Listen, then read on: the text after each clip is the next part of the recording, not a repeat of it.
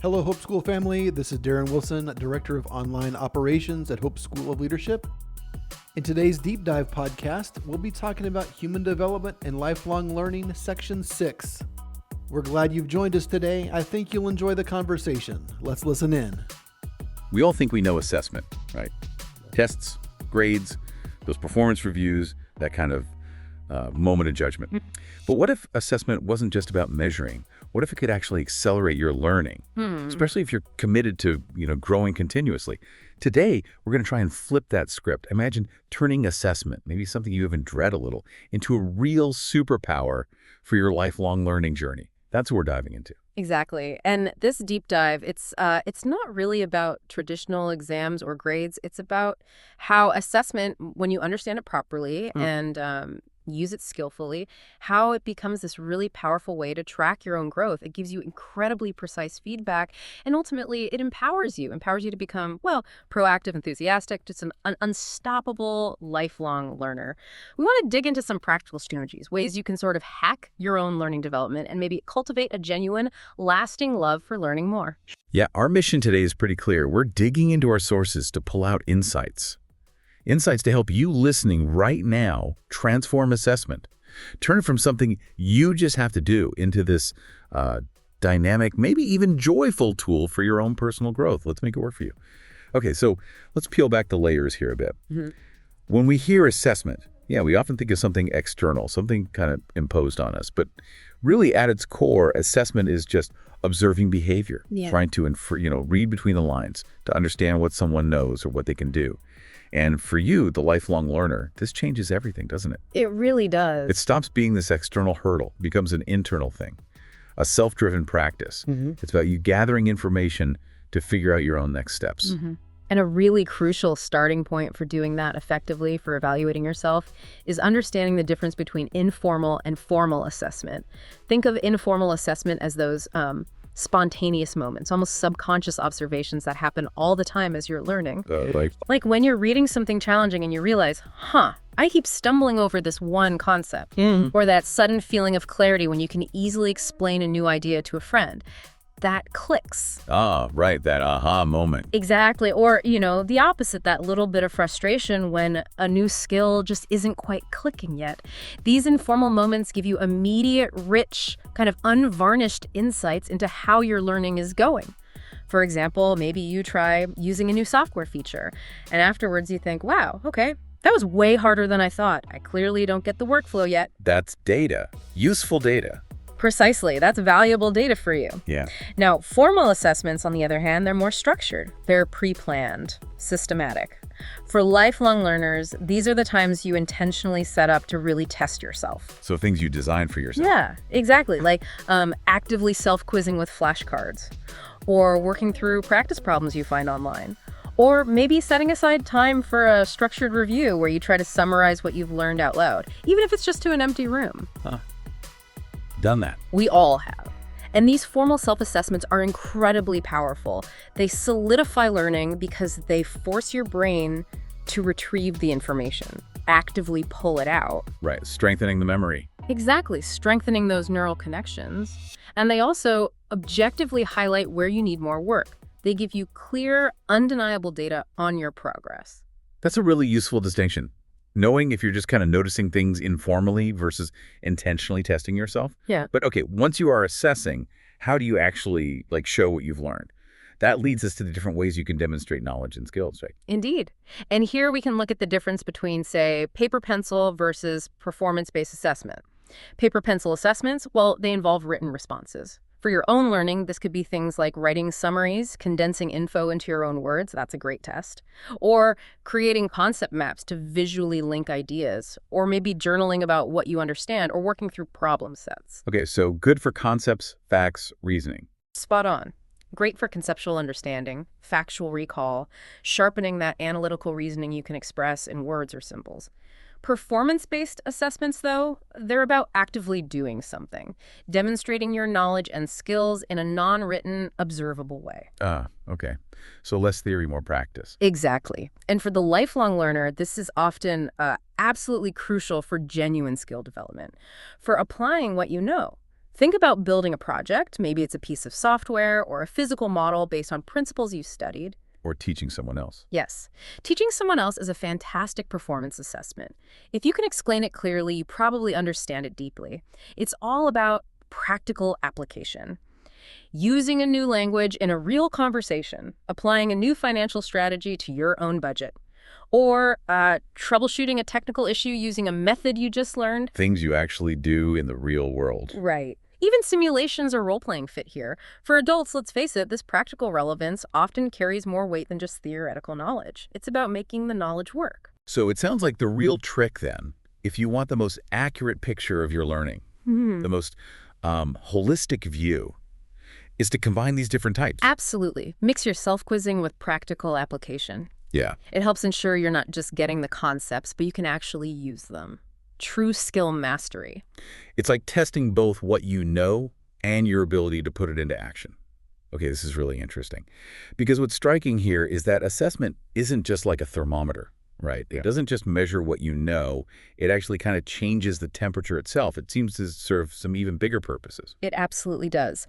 For you, the lifelong learner, there are 3 really key purposes that turn assessment from a measurement into a dynamic tool.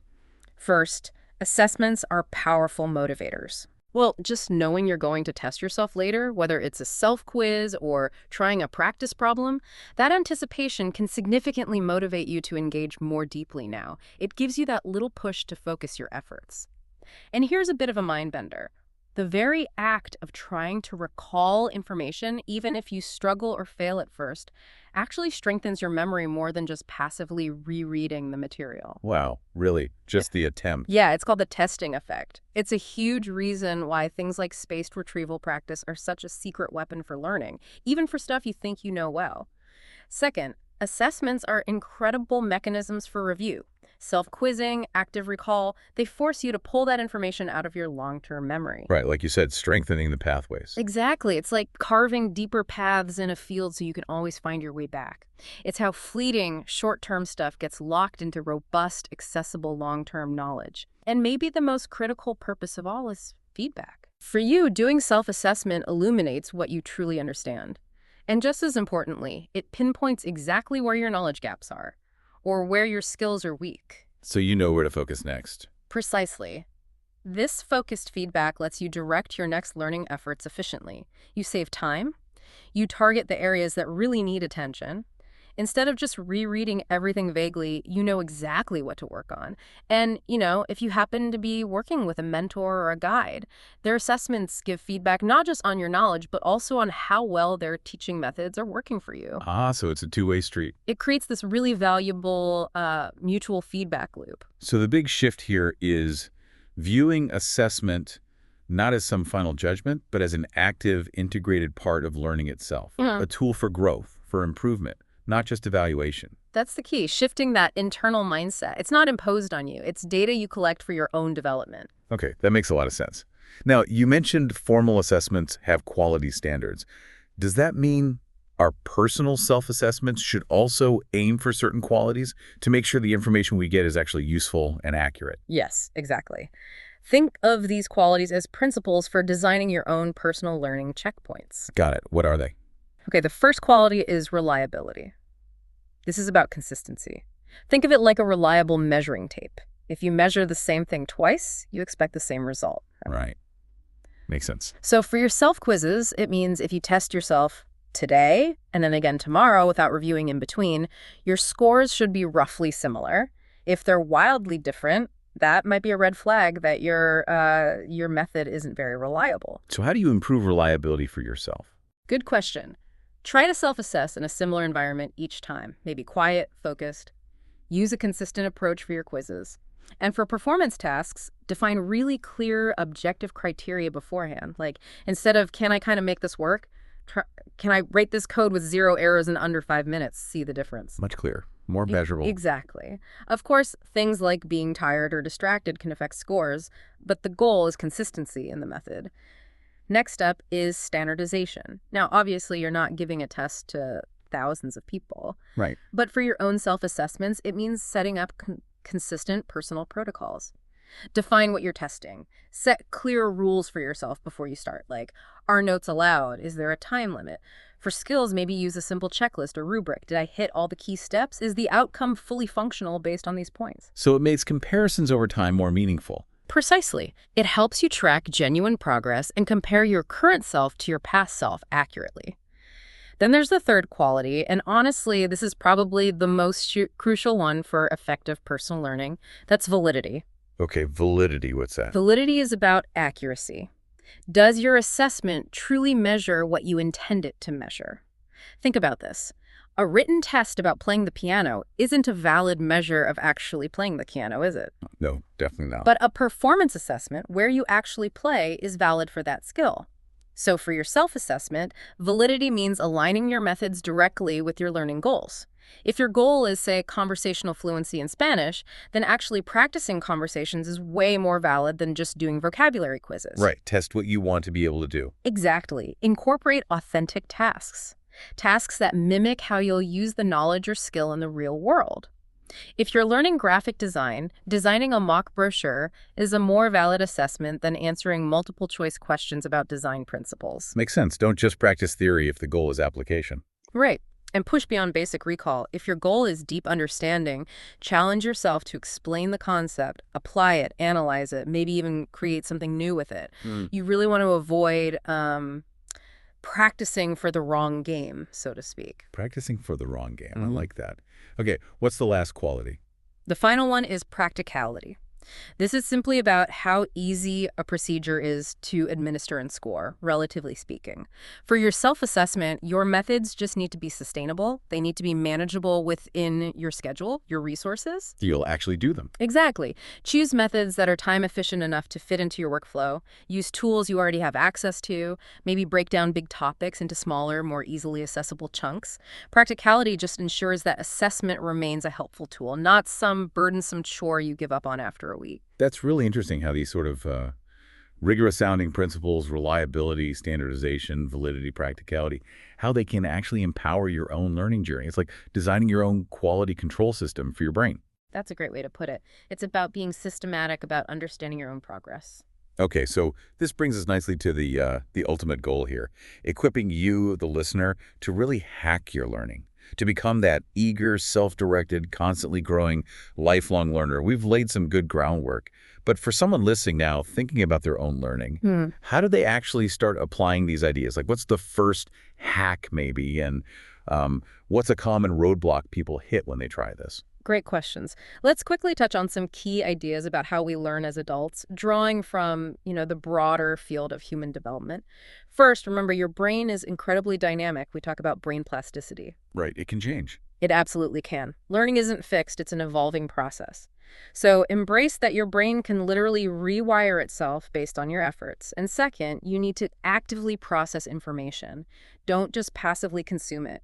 Use those metacognitive strategies, thinking about your own thinking, planning your learning, monitoring your understanding as you go. Being aware of how you're learning. Exactly. Combine that with active recall. These things strengthen memory pathways. Skills become automatic, procedural, through consistent practice. For motivation, think about reinforcement. What makes learning feel rewarding for you? Align your learning with your deep, intrinsic motivators. And set mastery-oriented goals. Focus on really understanding and developing the skill, not just, checking a box or getting external approval. Focus on mastery, not just performance. Okay. Yeah. Great. And when it comes to your cognitive structures, your mental models, how you understand the world, be willing to challenge them. Actively question your assumptions. Be genuinely open to new information, even if it feels uncomfortable at first. Apply systematic problem solving. Try to foster creativity by breaking free from rigid thinking patterns. And finally, think about your learning environments. Consciously design spaces and situations that help you learn best. Be an adaptive learner. Choose and combine different ways of learning. And don't underestimate collaborative learning. Talking things through with others can be incredibly powerful. Okay, so those are the big principles. But for you, the listener, right now, what are the really actionable strategies you can use, based on all this, to start hacking your learning development today? All right, let's get practical. We've got several direct strategies for you. First, to cultivate endless curiosity. Ask why and how constantly. Don't just learn the what, Dig deeper. Explore the underlying mechanisms, the history, the practical implications. This fuels genuine engagement. Go beyond the surface level. Absolutely. And critically, follow your interests. Intrinsic motivation is the most powerful fuel there is for sustained learning. Don't force yourself to learn things you truly have no interest in, if you can help it. Also, embrace discrepancy. Lean into information that confuses you or contradicts what you thought you knew. Those intellectual puzzles are strong motivators for deep learning. Okay. And maybe explore adjacent fields sometimes. Read articles or books just outside your main area. You'll be amazed at the connections and cross-pollination of ideas that can happen. Interesting. Okay, curiosity is number one. What's next? Second, master strategic goal setting. Define your core learning goals and think big picture here. What knowledge or skills do you genuinely want to have in 5, 10, maybe even 20 years? Long-term vision. Yes. But then, and this is crucial, break that grand vision down into small, concrete, achievable steps. Weekly goals, monthly goals. And remember that point about prioritizing mastery over performance. Focus on deep understanding. Ask yourself, what do I want to truly understand and be able to do? Not just what grade do I want? Right, the internal goal versus the external one. Precisely. And try setting approach goals. Frame them positively. I want to learn X, not negatively. I don't want to fail Y. That simple shift in language can make a surprising difference to your motivation. Okay, curiosity goals. What's the third strategy? Third, become an adaptive learning strategist. Recognize that you need to differentiate your own learning. Use self-assessment to understand your personal learning styles, your strengths, your weaknesses, what works best for you. Know thyself, learner style. Kind of, yeah. And integrate diverse instructional methods. If just reading a chapter isn't clicking for a tough concept, don't just keep banging your head against it. Try watching a video explanation. Discuss it with a peer. Find a hands-on project related to it. Be flexible. Experiment. Don't be afraid to switch things up. Exactly. And vary your learning environment, too. Choose spaces that match the task. Quiet for deep focus, maybe a coffee shop for brainstorming, even outdoors for creative thinking sometimes. And maybe the most powerful part of this, make it a goal to learn how to learn. Continuously research learning techniques. Experiment with different study methods. Understanding the science of learning itself is a huge advantage. It's a meta skill. Learning how to learn, that's powerful. Okay, what's the final strategy? This feels like a big one. It is, and it can be the hardest for many people. It's embracing challenges and actively seeking feedback. This really starts with adopting a growth mindset, truly believing deep down that your abilities, your intelligence, they aren't fixed. They can be developed through dedication and hard work. The classic growth mindset, it's foundational. It really is. Yeah. View challenges not as threats or signs you're not smart enough, but as opportunities. Opportunities to stretch and grow. And this is tough, I know. Learn to reframe failure. Yeah, that's a big hurdle. That feeling of defeat when something doesn't work out. How do you genuinely fight that? It takes practice. You have to consciously tell yourself that mistakes and setbacks aren't indictments. They're just data. Data points. Invaluable data points. They're signals that your current approach needs adjusting. That's it. They don't define you. Cultivate resilience. Persistence through difficulty actually gets stronger the more you exercise it. And after any learning session, really engage in deliberate self-reflection. Ask yourself honestly, okay, what went well there? What could I improve? What specifically was fuzzy or incorrect? That metacognitive check-in again. Yes, that metacognitive self-assessment is fundamental. And don't just rely on yourself. Actively engage with learning communities, if you can, or even just trusted peers. Explain concepts to them. Ask them to critique your understanding. Get external eyes on it. Absolutely. And if you have access to mentors or experts, ask for constructive criticism. Be genuinely open to their insights, even if it stings a little at first. Remember, feedback, even critical feedback, is truly a gift for growth. Feedback is a gift. I like that too. So all of this leads to a continuous, really empowering cycle of learning. You continuously evaluate your own process using that self-regulation cycle. Forethought, planning, performance control, monitoring while doing, and self-reflection, evaluating afterward. Plan, monitor, reflect. Right. You track your progress formally and informally using those assessment principles we talked about. Maybe a learning journal, a progress chart, periodic self-quizzes, whatever works for you. And based on that data, your self-assessments, the feedback you get, you iterate and adapt. Be willing to change your strategies, your goals, even your resources if something just isn't working. That adaptability, that's the hallmark of a truly effective lifelong learner. Being willing to pivot. Exactly. And always, always try to connect your learning back to your life. Regularly ask yourself, how does this new knowledge, this new skill actually apply to my personal life, my professional life? The more relevant learning feels, the more motivated you'll naturally be to keep going on this amazing journey. So it really comes full circle. Understanding assessment, using it strategically, tracking progress, adapting. You listening now really do have the insights, the strategies to transform how you approach learning, to actively hack your own development. The journey of human development, it really is one of continuous, hopefully joyful learning and growth. Absolutely. And ultimately, this isn't just about what you know in the end. It's really about who you become through this ongoing process of growth and discovery. You have the tools now. Go forth and learn. Go forth and learn. We'll be right here for your next deep dive.